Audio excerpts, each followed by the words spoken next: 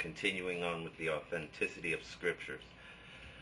Prophecies that have already been fulfilled from both the Old and New Testaments also add credibility to the text of the Bible. The scriptures predicted the rise and the fall of great empires like Greece and Rome in Daniel 2, chapter 2, verse 39 and 40. It also foretold the destructions of cities like Tyre and Sidon in Isaiah 23. Tyre's demise is recorded by ancient historians who tell how Alexander the Great laid siege to the city for several months. I told you in previous videos regarding historicity and prophetical writings in the Old Testament that Alexander the Great was referenced to. If you look at these things, if you look at history of the people that non-believers accept as historical figures, look at where these prophecies came to pass when actually Alexander the Great was out conquering the world. It was prophesied years ago. How do you determine, well, okay, he didn't write, or the writers of the Old and New Testament didn't ink that in after it was accomplished? You look at when those scriptures were written. You look at where they were penned to papyrus, taken and written, and the authenticity of the documents that we have in museums and in Jerusalem. Look at those dates. You can't say it was predetermined. You can't. I mean, you're fooling yourself if you say that's what it was. But you know, I can't make it any clearer than that. King Nebuchadnezzar of Babylon failed in a 13-year attempt to capture the seacoast city and completely destroy its inhabitants. During the siege of 573 BC, much of the population of Tyre moved to its new island home, approximately a half a mile from the land city. Here, it remained surrounded by high walls as high as 150 feet until judgment fell in 332 BC with the arrival of Alexander the Great. The siege lasted 7 months, and during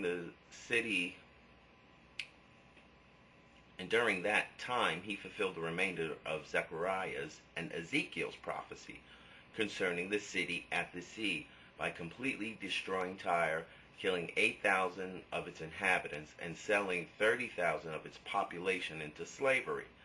That's Alexander the Great. Because the Bible records this, some people will take things like this and say, oh, well, God condones slavery and killing and murder.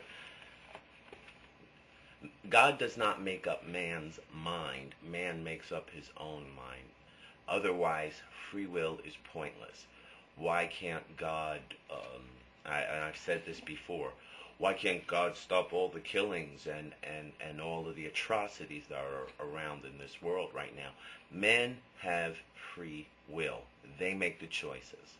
Unfortunately, other men suffer for men's choices. It's been that same way from the beginning of time, and until Christ comes back, it will continue to do so. And it's not going to get any better. It's prophesied to get worse. Keep these things in account.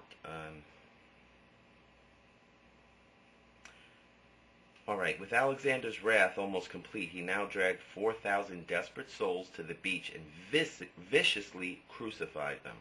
How could he reach the island that was half a mile at sea with an army of infantry and cavalry? He fulfilled the details of prophecy in Zechariah 9:4 and Ezekiel 26:12, and scraped up the dust and rubble of the old land of Tyre, just like the Bible predicted, and cast them into the sea, building a 200-foot wide causeway out to the island. Alexander's death and murder of his twin sons were also foretold in the scripture. Another startling prophecy was Jesus' detailed prediction of Jerusalem's destruction and the further spreading of the Jewish diaspora through the world, which is recorded in Luke 21. In 70 AD, not only was Jerusalem destroyed by the future emperor of Rome, Titus, but another prediction of Jesus Christ in Matthew 24:1 and 2 came to pass, the destruction and the complete devastation of the temple of God.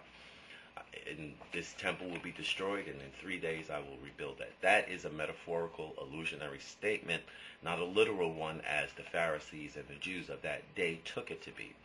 There's more where this came from, and we're just about finished. I think one more video will pretty much get this point across. Peace.